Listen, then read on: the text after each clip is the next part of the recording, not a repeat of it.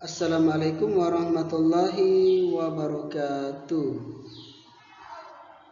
Ananda sekalian, pada kesempatan ini kita kembali untuk melanjutkan materi pembelajaran pendidikan agama Islam ya. Oleh karena itu, ananda sekalian, untuk mendapatkan keberkahan, mari kita berdoa sebelum memulai pembelajaran kita pada pagi hari ini.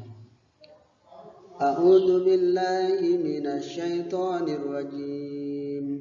Bismillahirrahmanirrahim. Raditu billahi rabban wa bil islami dina wa bi Muhammadin nabiyyan wa rasula. Rabbi zidni ilman warzuqni fahman. Amin. Oke, baik anak-anak sekalian, pada pagi hari ini kita akan melanjutkan materi pembelajaran. Hari ini adalah terkait dengan salah seorang nabi yang diutus oleh Allah Subhanahu wa taala untuk berdakwah ke sebuah negeri di mana negeri itu menyembah berhala. Oke, mari kita lihat ya. Dia adalah kisah Nabi Nuh alaihi salam. Bagaimana kisahnya? Kita perhatikan baik-baik ya. Pertama adalah Nabi Nuh adalah keturunan dari Nabi Idris ya. Nabi Nuh keturunan Nabi Idris. Kemudian Nabi Nuh adalah nabi yang ketiga yang diutus Allah Subhanahu wa taala untuk berdakwah kepada kaum yang menyembah berhala. Jadi di sebuah kaum di mana mereka tidak menyembah Allah, tapi mereka menyembah berhala, menyembah patung-patung ya. Yang berikut adalah Nabi Nuh diangkat menjadi rasul saat berusia 450 tahun lamanya ya. Ini 450 tahun diangkat menjadi rasul. Bayangkan bagaimana lamanya ya. Baru diangkat menjadi nabi dan rasul di usia 450 tahun. Yang berikut ini masa yang cukup panjang di mana Nabi Nuh alaihissalam berdakwah di usia yang cukup lama umurnya ya.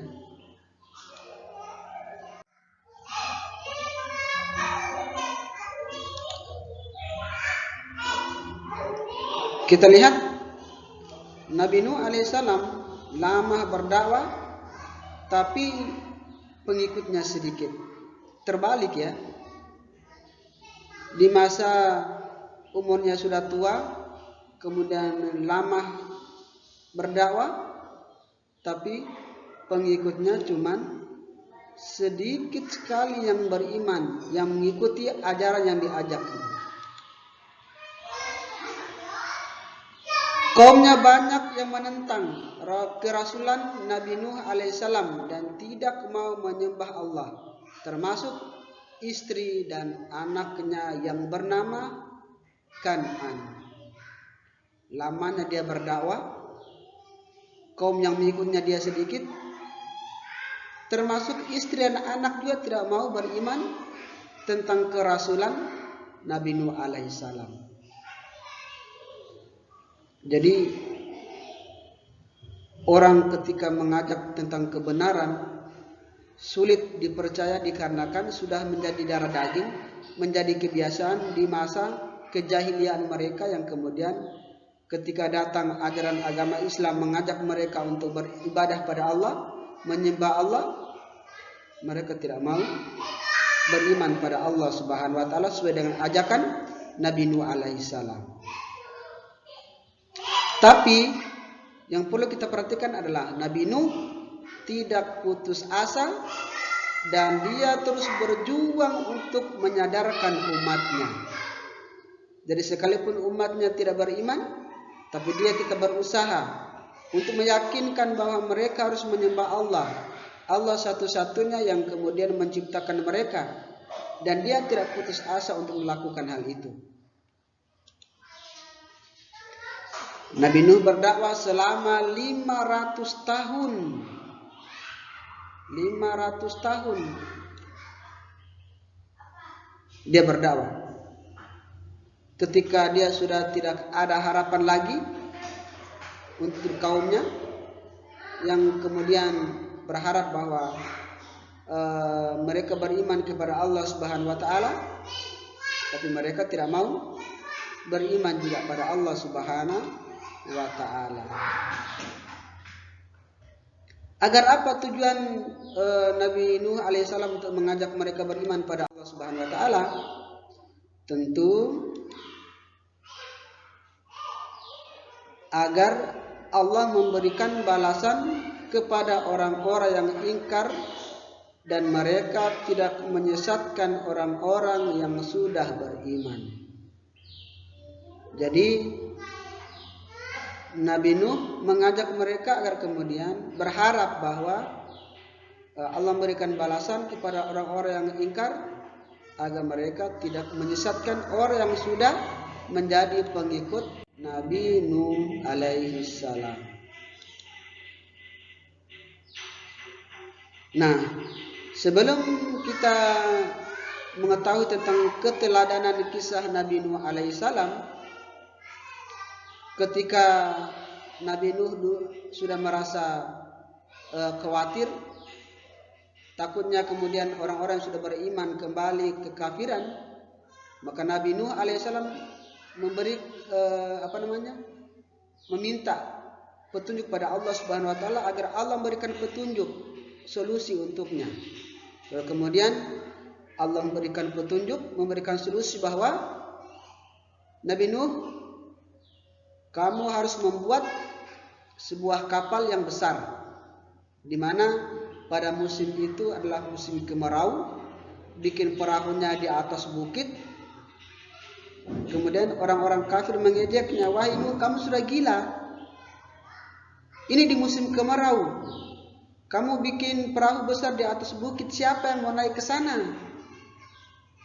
Itu adalah ejekan-ejekan orang-orang kafir Quraisy terhadap Nabi Nuh, yang dimana Allah merintahkan untuk membuat perahu yang besar. Setelah selesai dibuat, yang dibantu oleh para pengikut yang sudah beriman, kemudian Nabi Nuh memerintahkan untuk masuk semua ke dalam kapal orang-orang yang sudah beriman padanya, dengan membawa sepasang binatang ternak mereka seperti domba, kerbau, ayam, kuda, bebek, dan lain-lainnya. Satu betina dan satu jantan. Setelah itu mereka semua masuk ke dalam kapal. Tiba-tiba hujan pun turun dengan deras. Semua di negeri itu tidak ada satupun selamat kecuali orang yang sudah naik di atas kapal Nabi Nuh, termasuk anaknya. Tidak mau beriman kepada bapaknya Nabi Nuh. Akhirnya anaknya juga tenggelam bersama dengan orang-orang kafir Quraisy. Oleh karena itu, anak sekalian, itulah balasan bagi orang-orang yang tidak mau menyembah Allah Subhanahu wa taala. Banjir bandang langsung cukup lama. Semua terendam, tidak ada yang sisa biar satupun. Di negeri itu penuh dengan air. Nabi Nuh dan pengikutnya setelah selesai banjir bandang yang cukup besar dan lama itu kemudian mengering. Setelah itu kapal Nabi Nuh tersandar, lalu keluarlah orang-orang pengikut Nabi Nuh dengan selamat bersama hewan-hewan yang sudah dinaikin di atas kapal Nabi Nuh itu. Kemudian mereka mulai dengan penghidupan yang baru. Kita lihat keteladanan Nabi Nuh ya. Yang pertama kita lihat adalah Allah memberikan azab kepada orang-orang yang ingkar, yang mengikuti kasih sayang Allah kepada orang-orang yang beriman. Jadi Allah memberikan azab kepada orang-orang yang ingkar dan memberikan kasih sayang kepada orang-orang yang beriman. Yang berikut adalah sekarang apa yang perlu kita ambil dari keteladanan sifat Nabi Nuh itu. Perhatikan bahwa keteladan yang dapat kita ambil atau kita peroleh dari kisah Nabi Nuh adalah yang pertama, memiliki sifat yang mulia. Itu yang paling penting ya. Apapun kata orang, kalau memang kita dalam posisi kebenaran, maka sifat kemuliaan yang itu yang perlu ditonjolkan. Yang kedua adalah harus sabar.